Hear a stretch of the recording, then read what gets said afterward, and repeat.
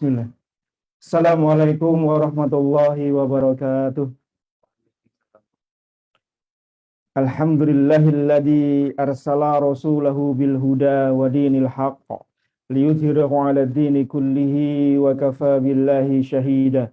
Ashhadu an la ilaha illallah wahdahu la syarikalah wa ashhadu anna Muhammadan abduhu wa rasuluhu la nabiyya wa la rasula ba'dah. Allahumma salli wa sallim ala nabiyyina Muhammadin wa ala alihi wa sahbihi wa man tabi'ahum bi ihsanin ila yaumiddin. Ya ayyuhalladzina amanu taqullaha haqqa tuqatih wa la tamutunna illa wa antum muslimun. Ya ayyuhan nasu taqu rabbakumul ladzi khalaqakum min nafsi wahidah wa khalaqa minha zawjaha wa bassa minhuma rijalan katsira wa nisaa wattaqullaha allazi tasaaluna bihi wal arham innallaha kana 'alaikum raqiba. Ya ayyuhalladzina amanu taqullaha wa qulu qawlan sadida yuslih lakum a'malakum wa yaghfir lakum dzunubakum wa may yuti'illaha wa rasulahu faqad faza fawzan 'azima. Summa amma ba'du. Allahumma anfa'na bima 'allamtana wa 'allimna ma yanfa'una wa zidna ilma. Alhamdulillah, tiada lupa kita bersyukur pada Allah Subhanahu wa taala atas nikmat-nikmat yang Allah curahkan kepada kita. Mulai dari kita bangun tidur sampai kemudian kita tidur kembali, semua adalah nikmat-nikmat dari Allah Subhanahu wa taala yang wajib untuk kita syukuri. Yang jika kita menghitung-hitung nikmat Allah Subhanahu wa taala, maka niscaya kita tidak akan mampu untuk menghitungnya. Wa in ta'uddu ni'matallahi la tuhsuha. Jika engkau hitung-hitung nikmat Allah, maka kata Allah, engkau tidak akan mampu untuk menghitungnya. Terkhusus nikmat iman, nikmat Islam, nikmat kita beragama di atas tuntunan sunnah Nabi Shallallahu Alaihi Wasallam, serta nikmat di saat ini Allah kumpulkan kita di majelis yang mulia ini dalam keadaan sehat, memiliki keluangan waktu, dan Allah mudahkan kita untuk melangkahkan kaki menuju kebaikan-kebaikan Allah. Semoga setiap langkah kaki kita dari kediaman kita masing-masing menuju tempat ini Allah balas menjadi ganjaran di sisi Allah Subhanahu wa taala dan menjadi pemberat timbangan kita nanti di yaumul kiamah. Yang kedua, salam serta salawat untuk Nabi kita yang mulia Rasulullah sallallahu alaihi wasallam beserta keluarga beliau, istri-istri beliau, putra-putri beliau, para sahabat serta seluruh kaum muslimin hingga yaumul kiamah. Dan tidak lupa kepada sahibul bait, semoga berkah dan rahmat Allah senantiasa tercurah kepada rumah dan penghuninya. Bapak Ibu sekalian rahimani wa rahimakumullah, alhamdulillah di pekan pertama ini kita dipertemukan kembali oleh Allah Subhanahu wa taala untuk membahas kelanjutan dari serial Kitabul Jami', yaitu hadis-hadis yang ditulis oleh Ibnu Hajar Al-Asqalani dalam kitab Bulughul Maram di bagian bab akhir. Sekarang kita masuk di hadis yang ke-15. Hadis yang diriwayatkan oleh Imam Muslim di hadis nomor 2020. Wa anhu anna Rasulullah sallallahu alaihi wasallam qala idza akala ahadukum falyakul biyaminih wa idza syariba falyashrab biyaminih fa inna syaitana ya'kulu bishimalihi wa yashrabu bishimalihi. Wa anhu, yang dimaksud adalah Ibnu Umar radhiyallahu anhu, karena hadis sebelumnya juga dari Ibnu Umar, bahwasanya Rasulullah sallallahu alaihi wasallam bersabda, idza akala ahadukum, jika salah seorang di antara kalian makan, falyakul biyaminih, maka makanlah dengan menggunakan tangan kanannya. Wa idza syariba, jika dia minum, falyashrab biyaminih, maka minumlah pula dengan tangan kanannya. Fa innas syaitan yakulu bisimalihi wa yashrabu bisimalihi. Karena syaitan itu kalau makan dan minum dengan tangan kirinya. Subhanallah, jamaah sekalian rahimani rahimakumullah. Ini adalah arahan dari Nabi kita alaihi salatu wasalam tentang adab-adab makan dan adab-adab minum. Yang tentu adab ini ya sudah seyogyanya untuk kita biasakan dalam kehidupan kita.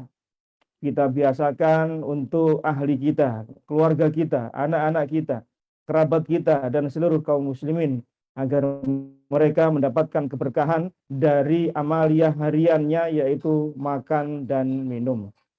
Hadis ini termasuk pula dari rentetan adab-adab makan dan minum yang sebagian besar ulama menyebutkan bahwasanya hukumnya tidak sampai wajib, tapi sunnah.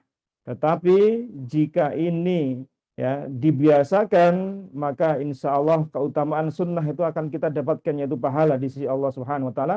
Dan sunnah di sisi para sahabat itu bukan dalam rangka untuk meremehkan. Mentang-mentang sunnah, ya sudahlah. Kadang-kadang kita tinggalkan. Nah, ini tidak benar. Ya, karena sunnah dalam pemahaman para sahabat adalah kebiasaan yang Nabi Sallallahu Alaihi Wasallam melakukan, kemudian mereka meniru. Maka itulah sunnah Nabi Sallallahu Alaihi Wasallam. Baik, sekarang saya tambahkan faedah tentang adab-adab makan dan minum. Ya, adab-adab makan dan minum. Satu di antaranya tadi adalah makan dengan tangan kanan dan minum dengan tangan kanan. Nanti kita masukkan di poin-poinnya. Nah, Allah Subhanahu wa taala memberikan kita kenikmatan soal ragam makan minum itu sangat-sangat banyak. Ya, bervariasi. Ya, untuk urusan dunia itu adalah hukum asalnya mubah. Ya, boleh selama tidak datang dalil yang mengharamkannya. Maka kita dapati berbagai macam menu makanan, berbagai macam variasi makanan, minuman banyak tersebar. Ya, baik di restonya, baik di kaki limanya, ya, banyak sekali dengan berbagai macam nama dan sajian. Ini menunjukkan Allah memberikan nikmat itu kepada manusia itu agar manusia banyak bersyukur pada Allah Subhanahu wa taala. Ya. Maka kewajiban seorang muslim terhadap nikmat-nikmat makan dan minum tadi yaitu mensyukurinya. Tidak boleh mencelanya. Hatta sedikit pun. Nah, ini termasuk nanti kita akan bahas tentang adab-adabnya. Nah, kita bagi menjadi 3. Adab makan dan minum kita bagi menjadi 3 sesi. Sesi pertama itu adalah adab sebelum makannya. Jadi sebelum makan adabnya apa sih? Sehingga kemudian orang itu mengetahui benar apa yang harus dia persiapkan sebelum makan. Kemudian sesi yang kedua adalah adab ketika makan dan minum. Jadi saat sedang berlangsung. Dan yang ketiga adalah adab makan dan minum setelahnya. Nah, jadi kejadian 3 ini kan terus berurutan pada diri kita. Kita persiapkan makan, kemudian kita makan, kemudian setelah makan ngapain. Inilah yang insya Allah akan kita bahas untuk melengkapi faedah dari hadis yang ke-15 dari Kitabul Jami' ini. Baik, sekarang kita bahas tentang adab-adab apa sajakah sebelum kita makan. Tentu jamaah sekalian, rahimani wa rahimakumullah, ketika seorang hamba memperhatikan tentang adab-adab ketika dia melaksanakan sesuatu, maka di sana dia sedang melaksanakan tuntunan Nabi Shallallahu Alaihi Wasallam. Maka di sana pula pasti akan dia peroleh pahala, dia pasti akan peroleh keutamaan di sisi Allah Subhanahu Wa Taala. Apa saja adab sebelum makan? Yang pertama adalah hendaknya berusaha memilih untuk mendapatkan makanan itu yang halal dan baik. Sebelum makan, sebelum minum, maka berusahalah mencari makanan itu yang halalan thayyibah, yang tidak mengandung unsur-unsur yang Allah haramkan. Apa dalilnya? Di surah Al-Baqarah ayat 172. Allah berfirman, Ya ayyuhalladzina amanu kulu min thayyibati ma razaqnakum. Wahai orang-orang yang beriman, makanlah di antara rizki yang baik-baik yang kami berikan kepada kalian. Ini perintah Allah untuk mencari makan, ya rizkinya diasalkan dari mana? Yang baik-baik, ya, yang halal. Allah berfirman pula di Al-Baqarah ayat yang lain 168. Apa Allah berfirman, ya ayyuhan nas kulu mimma fil ardi halalan thayyiba. Allah tidak hanya menyeru orang mukmin sebagaimana ayat 172 tadi. Allah menyeru ya manusia, wahai sekalian manusia, makanlah yang halal dan makanlah yang baik-baik dari apa yang Allah sediakan di atas muka bumi ini. Ini perintah dari Allah, ketika kita akan makan, sajikan makanan itu, berusahalah untuk mencari mengolahnya nanti berasal dari makanan yang halal dan thayyibah. Halal dari apa? Kata Syekh As-Sa'di rahimahullah, halal ya dari cara memperolehnya, bukan termasuk zat-zat yang khabith, zat-zat yang merusak, makanan-makanan yang menjijikkan, makanan-makanan yang najis, yang kotor. Thayyibnya di mana? Yaitu makanan yang halal, buah-buahan, bijian, sayuran, dan seterusnya. Selama tidak ada dalil melarang, maka seluruh makanan tersebut halal dimakan. Kalau kita jumpai, kita beli sayuran, kita tidak akan menemukan dalilnya. Beli sayur bayam, ada dalilnya enggak sayur bayam? Enggak akan ketemu. Ya larangannya enggak akan ketemu. Karena apa? Untuk urusan dunia adalah cari yang halal. Selama tidak ada yang diharamkan, maka bebas kita memilih apa saja. Ya. Sehingga ketika seorang hamba bisa mengolah makanan itu dengan berbagai macam variasinya, maka kita jumpai di resto-resto itu, di hotel-hotel berbintang itu, mungkin makanannya atau minumannya sama dengan yang kita makan minum di rumah. Mungkin di kaki lima, di warung-warung sama, cuma karena dikemas dengan di hotel, kemudian di plating, disajikan dengan tampilan tertentu, hingga kemudian namanya menjadi berbeda, dan harganya pun juga berbeda. Contohnya apa? Kopi. Kopi di kaki lima, satu gelasnya berapa? Saya nggak pernah ngopi soalnya. Berapa harga satu kopi? Hah? 5.000. Pakai gula apa enggak ini? Pakai gula.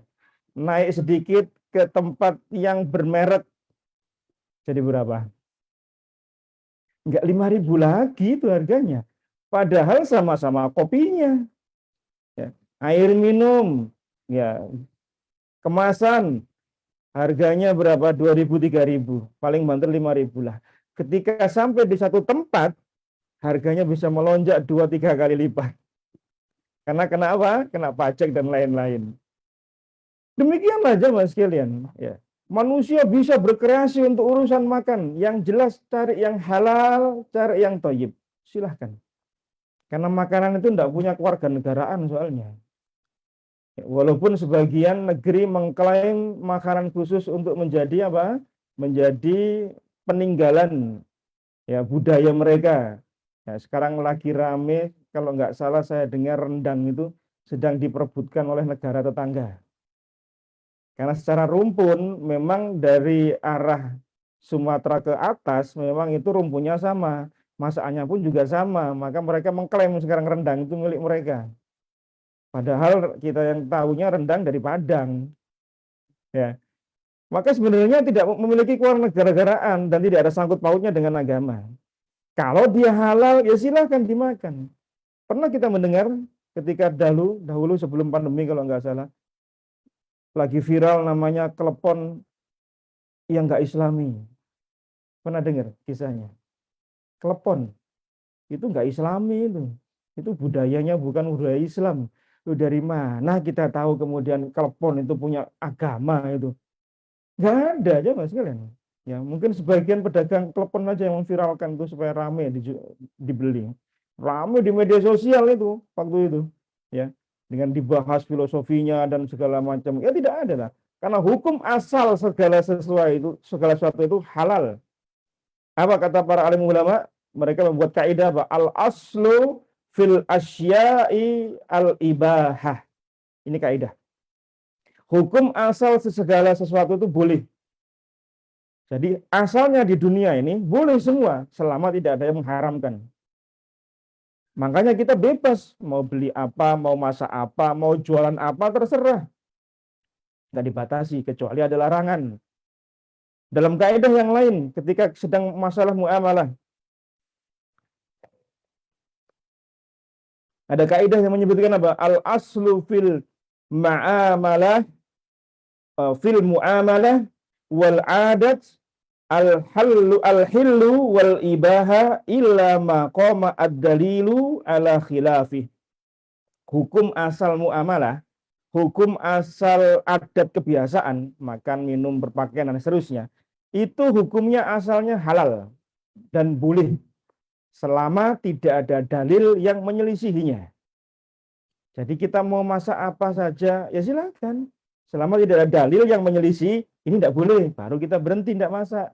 Baru kita berhenti tidak beli itu. Karena apa? Ada larangan, dalil menyebutkan ini larangan. Selama tidak ada, silakan dimasak, silakan diproses, silakan dikreasikan dalam masalah dunia. Maka Allah Subhanahu wa taala memberikan dunia ini untuk kita semua, silakan diolah.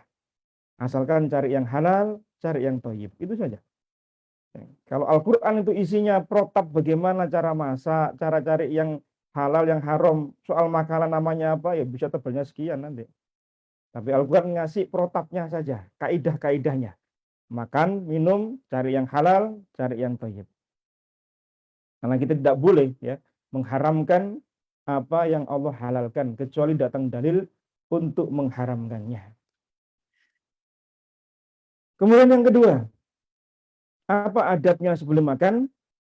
Yaitu niatkan makan dan minum itu untuk menguatkan badan kita agar kita kuat melaksanakan ibadah. Sehingga makan minum kita ini akan diberi ganjaran oleh Allah Subhanahu wa taala.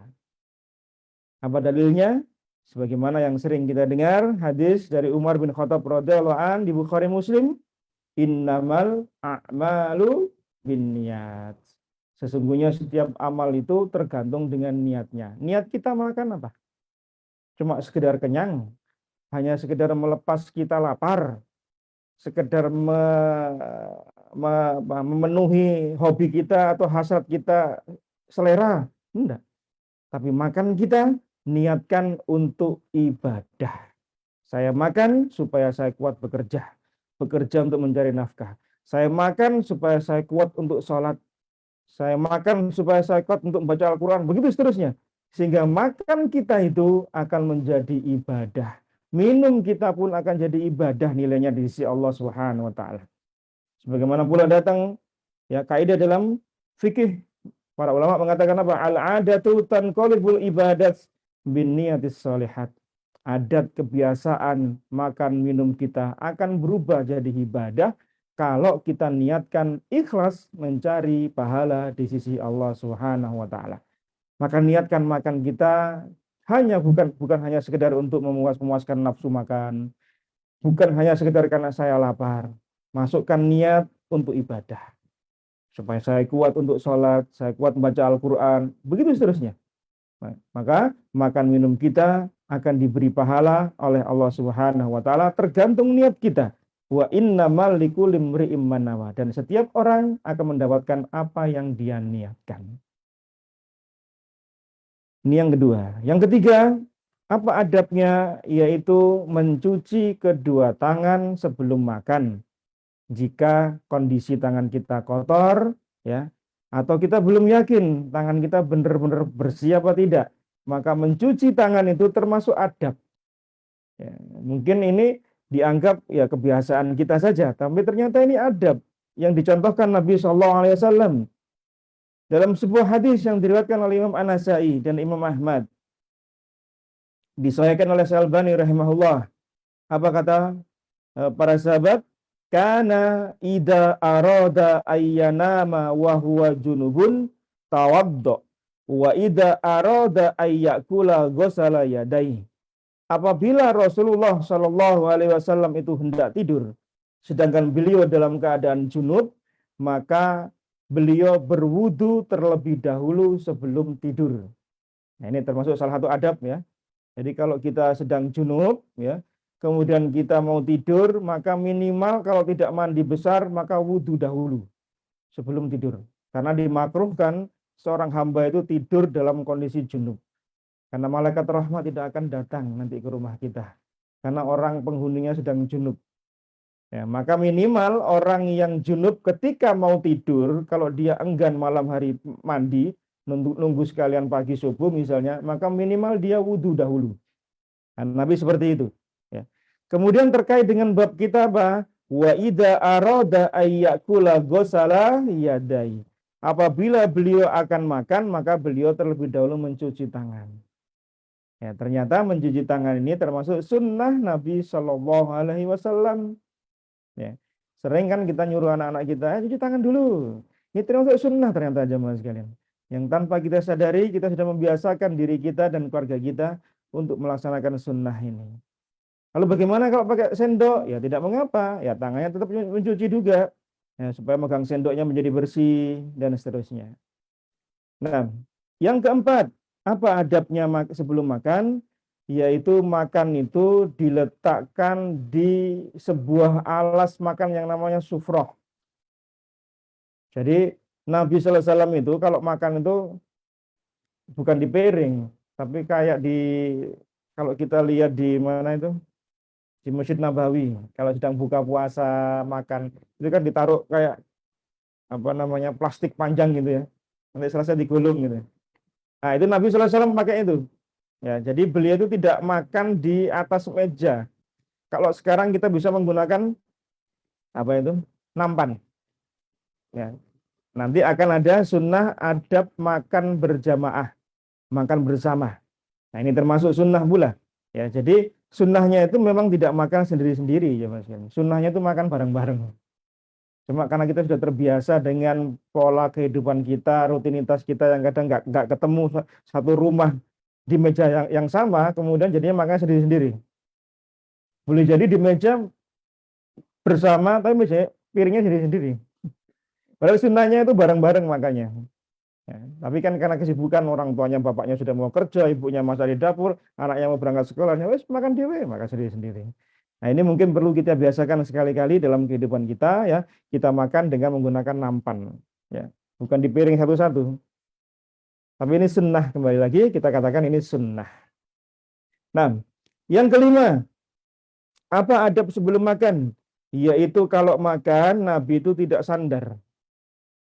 Jadi beliau itu kalau makan nggak pernah sandar di kursi nggak sandar. Dan beliau tidak duduk dengan duduk yang tidak tawaduk. Beliau duduknya tawaduk. Bagaimana duduk tawaduk? Yaitu beliau duduk di kedua lututnya. Jadi kayak orang duduk di antara dua sujud.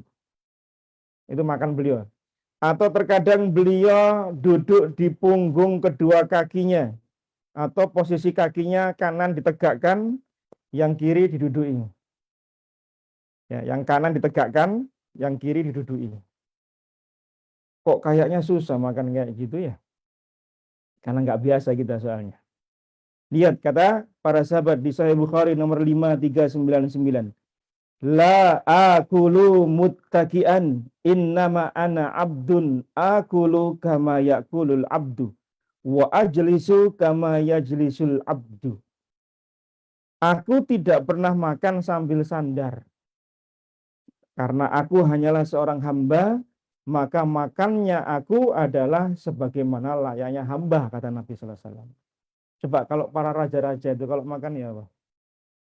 Ya, sambil layah-layah gini kan, ya, di dipan, di singgasananya, sandal-sandal sambil makan. Nabi tidak seperti itu. Itu menunjukkan kesombongan. Itu menunjukkan orang ini tidak punya gairah dalam melaksanakan kehidupannya. Ya, tapi kalau Nabi itu makannya kok seperti itu posisinya, itu makan tidak nyaman loh jemaah. Artinya kalau kita makan seperti itu, kita ini hendaknya segera bangkit dari makannya. Karena Nabi SAW itu tidak pernah lama-lama dalam duduk makan. Enggak kayak kita, duduknya lama, ada sampai sandar-sandar, sampai keluarkan gitu ya. Sandaran. Apalagi kalau suguhannya banyak, kemudian sambil nyemil sana, nyemil sini. Enggak pindah-pindah dari meja itu. Makanya beberapa acara pernikahan udah dikasih meja sama kursi. Cek wongin dan cepet nyali soalnya. Kalau dikasih kursi nanti lama balik lagi ngambil lagi sesi kedua, sesi ketiga. Nah, duduknya Nabi makan seperti itu menunjukkan orang tawadhu. Seolah-olah Nabi itu ingin mengerjakan sesuatu setelahnya. Tapi kalau kita makan dengan duduk di kursi terus sambil sandar gitu, kita akan malas untuk mengerjakan berikutnya. Bisa dirasakan itu. Kalau kita duduk makan model seperti itu, kita nggak akan lama makan nggak gitu. Cepat kenyang dan cepat beraktivitas untuk berikutnya. Nah, Nabi tidak mengajarkan kita tawadhu dalam urusan makan. Jangan sampai makan kita ini meniru para pembesar-pembesar Kaisar Romawi, Kaisar-Kaisar Persia, yang mereka dengan sombongnya, angkuhnya duduk di singgasana sambil bertelekan di sandaran, kemudian makan, minum. Nah, ini tidak. Nabi mengajarkan kita bagaimana ya beliau itu untuk urusan makan saja itu tawadhu. Walaupun ini sunnah ya. Tapi sesekali perlulah kita makan sambil sila begini ya, di bawah. Ya, ini termasuk bentuk ketawadhuan seorang hamba. Yang keenam, apa di antara adab-adab sebelum kita menikmati santapan, makan dan minum, yaitu hendaklah kita merasa ridho dengan makanan yang ada dan tidak mencelanya. Makanan yang disajikan untuk kita, apapun bentuknya, bagaimanapun selera makannya, cita rasanya, maka ridholah. Jangan mencela sedikit pun. Ini makanannya overcook ini. Terlalu kematangan ini. Wah, wah kayak jurine Master Chef nih gitu. Nabi itu ya, Masya Allah. Ini diantara keluhuran akhlak beliau SAW dan diantara mukjizat kata para alim ulama, yaitu beliau itu tidak pernah mencela makanan sedikit pun. Sepanjang hidupnya beliau itu tidak pernah mencela makanan. Ini kan mukjizat. Mana ada manusia nggak mencela makanan? Pasti kita sesekali atau setiap hari malah mungkin nyela makanan istri kita. Malah dia kurang ini, kurang ini. Itu hanya mencela itu namanya. Kecuali kita diminta pendapat, ya bagi enak atau enggak. Nah, itu baru kita ngasih pendapat. Tapi kalau disuguhi, maka Nabi SAW perhatikan. Di Bukhari nomor 3563, di Muslim nomor 2064, di Abu Dawud nomor 3764. Abu Hurairah mengatakan, ma'aba Rasulullah sallallahu alaihi wasallam ta'aman qattu inistahahu akalahu wa in karihahu tarokahu. Kata Abu Hurairah, Rasulullah itu tidak pernah mencela makanan sedikit pun loh. Tidak pernah sama sekali Nabi mencela itu. Sepanjang beliau makan itu nggak pernah mencela sedikit pun.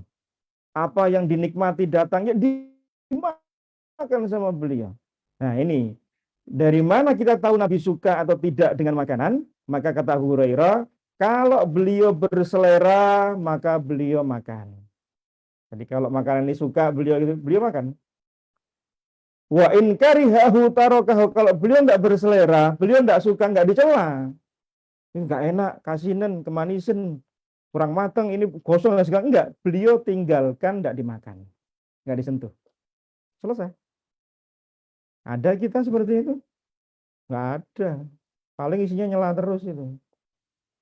Kurang inilah, kurang itulah, ya, kurang banyak lah, macam-macam. Ini mencela namanya, itu tidak boleh. Itu tidak boleh. Ini termasuk mukjizat Nabi Sallallahu Alaihi Wasallam, yaitu apa? Manusia yang tidak pernah komentari makanan. Masya Allah. Ya. Apa yang dihidangkan para istri, beliau santap. Beliau suka, beliau dahar. Beliau nggak suka, beliau diam, beliau tinggal. Para istri tahu, para sahabat tahu, oh Nabi tidak suka. Paham mereka, besok nggak ngulangi lagi. Kalau kita kan enggak, dicacati dulu. Gini, kayak persis Master Chef gitu loh. Ya. Padahal kalau disuruh masak nggak bisa juga dia. Maka kata Imam Nawawi apa? Ketika beliau mensarah hadis tadi, hada min adabit ta'am, termasuk adab dalam makan dan minum, ya. Al-muta'akkadzihi al-muqaddadi wa aibu at-ta'am kaqaulihi. Dia itu tidak mencela makanan sedikit pun. Seperti perkataan apa? Malihun, kasinen. Qalilul milh, kurang asin. Hamidun, wah kecut ini rasanya. Ini itu sudah komentar itu. Namanya mencela sudah. Raqiqun. Wah, terlalu lembut makanannya ini. Ya, roti kok embus-embusan terus ini. Terlalu banyak anunya ini. Ini komentar ini namanya. Ghalidun. Wah, masih kasar makanannya ini. Ghairu nabij. Belum masak ini makanannya. Wanahwu dalik dan yang semisalnya itu. Artinya Nabi Sallallahu Alaihi Wasallam itu kalau beliau itu dengan makanan, beliau akan puji kalau makanan itu enak. Dan beliau sering kalau makan itu, kalau enak beliau sambil ngomong, cerita. Pernah beliau disuguhi cuka, wah beliau dengan lahapnya beliau makan, beliau sambil mengatakan makanan yang paling enak pakai cuka, makanan yang paling enak pakai cuka. Itu beliau ulang-ulang ketika beliau berbicara. Sementara kalau kita di Jawa kan, kalau makan kita nggak boleh ngomong ya. Jangan ngomongnya keselak. Tapi Nabi boleh ngobrol sambil makan boleh. Kadang beliau ngasih nasihat para anak-anaknya itu, para sahabat ya sambil makan kok. Ya, asal bisa menjaga nggak keselak gitu aja, nggak kesedak gitu aja. Ya. Dan ini mengherankan jamaah sekalian kata para alim ulama. Dalam kondisi normal yang umumnya orang itu nggak suka dengan makanan, pasti akan bahasa kita itu apa cemelot, keluar ucapan enak ya. Itu pasti keluar itu. Dan itu manusiawi banget. Tapi Nabi tidak pernah satupun beliau mengucapkan ini nggak enak. Atau kalimat yang semisal dengan itu. Itu tidak pernah sama sekali. Qattu kata Abu Hurairah, tidak pernah satupun beliau mengomentari makanan itu enak apa tidak. Artinya mencela itu Nabi tidak pernah. Satu kisah yang dikisahkan oleh Ibnu Abbas radhiyallahu anhu yang menceritakan bahwasanya Khalid bin Walid itu pernah menyuguhkan daging dob kepada Nabi Sallallahu Alaihi Wasallam. Dob itu apa? Kadrun, kadal gurun. Katanya orang-orang kadrun. Kadal gurun. Sebagian orang di Indonesia, dob itu dianalogkan dengan biawak. Padahal beda jauh sifatnya. Beda sifatnya, beda jenisnya, dan beda hal haramnya. Kalau dob itu halal, karena dia makannya makan buah-buahan, bukan makan daging. Tapi kalau biawak di tempat kita, itu pemangsa. Ya, kukunya tajam, giginya tajam, yang dimakan apa? Ayam, dan seterusnya. Kemudian sama orang-orang dibuat rica-rica, 10 ribuan, tempat cup gitu. Ya, katanya untuk obat gatal-gatal. Alasannya apa? Sama kayak dob.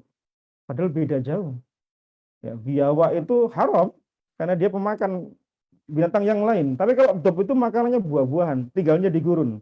Kalau pernah lihat googling di YouTube, bentuknya ya mungkin bagi kita mungkin menjijikkan mungkin ya, karena kita nggak biasa bentuk kayak gitu. Nah, Nabi itu pernah disuguhi dob, kemudian Nabi nggak nyentuh sama sekali. Dob yang dipanggang disuguhkan Nabi, kemudian Khalid bin Walid melihat Nabi kok diem saja, nggak nyentuh. Ditanya Nabi Sallallahu Alaihi Wasallam oleh Khalid, ya Rasulullah, apakah dob itu haram? Apakah dob itu haram? Maka Nabi mengatakan demikian. La, walakin lam yakun bi ardi qaumi wa ajiduni a'afu. Enggak, dob itu enggak haram. Cuma dob itu di kampungku itu bukan makanan kebiasaan kita. Sehingga kemudian saya kurang berselera. Lihat Nabi tidak mencela dob tadi. Cuma beliau mengatakan saya nggak berselera karena dob itu bukan kebiasaan makanan kami di kampung kami. Nabi nggak mengatakan jijik apa ya. Enggak, Nabi nggak mengatakan kayak gitu. Padahal lumrahnya kita begitu tahu sesuatu yang asalnya kayak gitu langsung wah gila nih ngono kok masuk disuguh oleh ngaku. Paling kita gitu akan. Tapi Nabi tidak terucap kalimat jijik enggak. Cuma saya kurang selera. Karena itu bukan makanan kebiasaan kampung kami. Loh, lihat jamaah sekalian. Bagaimana Rasulullah SAW ya dengan kearifan beliau ya dengan keluhuran akhlak beliau ini termasuk mukjizat yang benar kata para ulama. Adakah manusia di atas muka bumi ini yang nggak pernah mencela makanan sama sekali? Nggak ada. Pasti sering mencela, sesekali mencela. Nabi tidak pernah sama sekali. Bilang jijik saja enggak. Kalau antum tahu dop mungkin jijik bagi kita mungkin. Tapi itu halal itu, halal. Yang suka nggak apa-apa. Ditangkap gitu, ya silakan dimasak kalau mau ya. Mungkin kalau kita masih enak ayam penyetan ya. Makanya Nabi mengatakan apa? Enggak, saya nggak selera. Nabi nggak mengatakan jijik atau gila itu enggak. Lihat bagaimana akhlaknya beliau Shallallahu Alaihi Wasallam. Nah, yang ketujuh, di antara adab sebelum kita makan apa? Hendaklah makan itu bersama-sama dengan orang lain. Jadi kalau mau makan, ajak orang lain, jangan sendirian. Siapa? Keluarga kita. Yang kalau di rumah ya, sama istri, sama anak-anak, ngajak makan bareng. Jangan makan sendiri-sendiri. Bapaknya nanti, habis gitu ibunya nyusul, anaknya nanti belakang. Jangan. Bareng-bareng, ya Mas. Menunjukkan guyupnya keluarga, harmonisnya keluarga kita. Makan bareng. Nabi bersama dengan Salamah, Umar bin Abu Salamah, anaknya Ummu Salamah dari suaminya yang meninggal dunia. Beliau makan bareng, satu nampan makan. Ya, jangan sendiri-sendiri. Apa kata Nabi sallallahu alaihi wasallam? Ijtami'u ala ta'amikum yubarik lakum fi. Berkumpullah kalian kalau sedang makan. Karena keberkahan itu turun kepada orang yang makan bareng-bareng. Nabi Ibrahim alaihissalam adalah suri teladan kita dalam makan bersama orang lain. Beliau, Ibrahim alaihissalam, itu kalau makan itu tidak pernah sendirian. Pasti ngajak musafir yang sedang lewat di rumah beliau. Nggak pagi, nggak siang, nggak malam. Itu pasti ngajak. Ayo ngajak makan. Lah siapa aja yang lewat, diajak makan bareng. Jadi beliau kalau makan nggak pernah sendirian. Pasti neraktir orang makan. Nah ini keutamaan neraktir orang. Jangan sekali-kali, jangan sering-sering. Awal bulan, gajian kapan makan-makan nih? Kita seringnya itu minta ditraktir sama orang, bukan traktir orang. Ya, biasakan kita ngajak orang dan bayari orang dulu-duluan. Ya, jangan meninggalkan arena sebelum bilnya datang. Ya. Orang zaman dulu itu di bayar. Saya pernah lihat tayangan di YouTube itu ada 3 orang makan itu sampai tengkar mau bayari. Jadi yang satu mau bayar nggak boleh. Saya dulu, enggak, saya saja. Sampai tukaran ya, sampai kasirnya melongo gini ngeliatin 3 orang tengkar. Karena semua pada ngeluarin kartu debitnya semua. Royoan di debit semua gini. Masya Allah. Kalau kita orang keempat kita, alhamdulillah tak belayu aja. Kesusahan sih bayari. Masya Allah. Ya. Pernah datang pada Nabi Sallallahu Alaihi Wasallam seorang bernama Wahsy bin Harb radhiyallahu anhu. Dia menceritakan, ya Rasulullah, inna na'kulu wala nasba. Ya Rasulullah, kami ini kalau sedang makan, kami ini tidak pernah kenyang. Kami kalau makan, kami tidak pernah kenyang. Lapor sama Nabi sallallahu alaihi wasallam.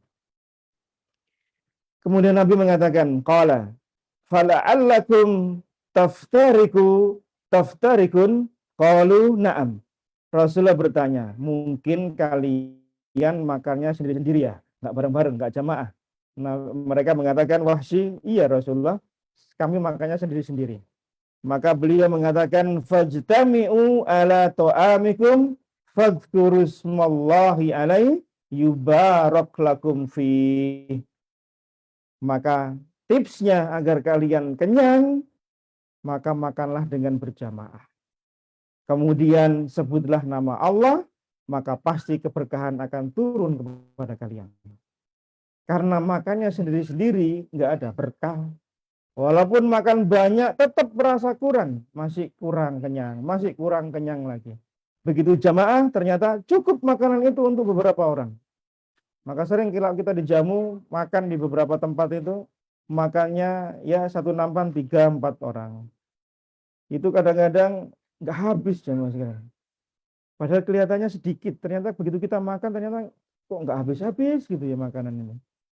Maka kita kalau cari makan barang-barang gitu, cari yang kelihatannya suka makan. Biar cepat habis di bagian kita. Saya pernah diundang di sebuah hotel di daerah Tegalsari, pas acara buka bersama itu. Kemudian disuguhi kebuli ya, untuk 3-4 orang gitu. Ternyata nggak habis-habis juga aja Mas Jan. ujung-ujungnya apa bilang sama apa namanya pelayannya itu, Mas bungkusin aja Mas, bawa ke rumah buat nanti sahur. Kayaknya dibungkusi semua aja Mas Kiran.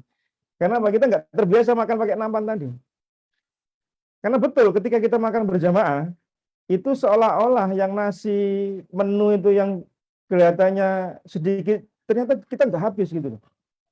Dan itu betul kata Nabi Sallallahu Alaihi Wasallam di Bukhari Muslim, beliau mengatakan apa? To'amul isnain kafi salasah wa to'amus salasah kafil arba.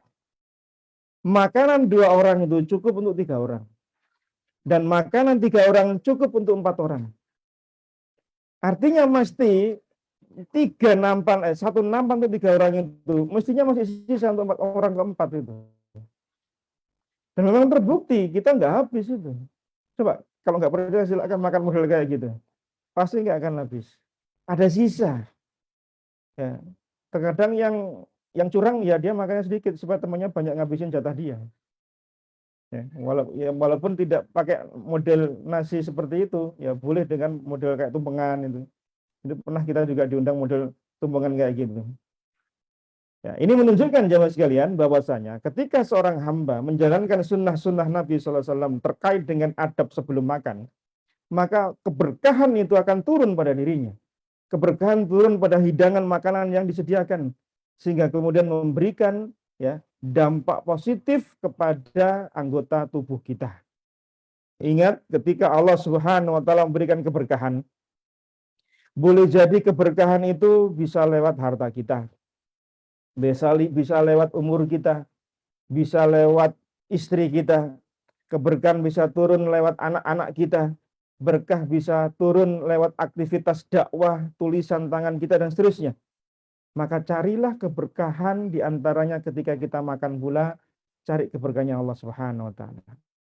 Apa makna keberkahan? Yaitu keberkahan itu maknanya adalah kebaikan yang banyak yang menetap pada sesuatu. Aksarul khair wa subutuhu. Banyaknya kebaikan yang menetap pada sesuatu. Maka ketika makanan yang kita makan diberkahi oleh Allah lewat adab-adab sebelum makan tadi, kita cari makanan yang halal, yang thayyib, ya, kemudian kita proses sesuai dengan tuntunan syariat Islam, tidak dicampur dengan hal-hal yang Allah haramkan. Kemudian kita ikuti adab-adabnya makan berjamaah, makan bareng, ya, dan seterusnya, maka keberkahan, kebaikan itu menetap pada makanan yang kita makan. Dan ujungnya apa? Pasti akan berdampak positif bagi tubuh yang menyantapnya. Ya, betapa banyak orang ketika dia menyantap makanan, ternyata dia tidak iringi dengan adab-adab. Betul makan dia makan, tapi tidak menjadi saripati dalam kehidupan dia. Semakin malasnya dia beribadah, ya, semakin beratnya dia melangkahkan kaki untuk melaksanakan amal-amal kebaikan. Kenapa? Ya saripatinya makanan sudah diambil oleh syaitan. Yang isinya apa? Ya isinya makanan tok di tubuh kita. Hanya murni makanan saja. Tidak ada kebaikan, tidak ada keberkahan dari Allah Subhanahu wa taala. Yang mudah-mudahan ya adab-adab sebelum makan ini ya, ini termasuk hal yang mustahab, yang sangat dianjurkan oleh agama kita, hingga kemudian kita akan memperoleh kebaikan-kebaikan di sisi Allah Subhanahu wa taala. Demikian yang bisa saya sampaikan di sesi pertama tentang adab makan sebelum makannya. Karena nanti ada adab ketika makan, ya, kemudian adab setelah makan. Ya, nanti insya Allah kita akan lanjutkan pada pertemuan berikutnya. Silakan jika ada yang ingin bertanya.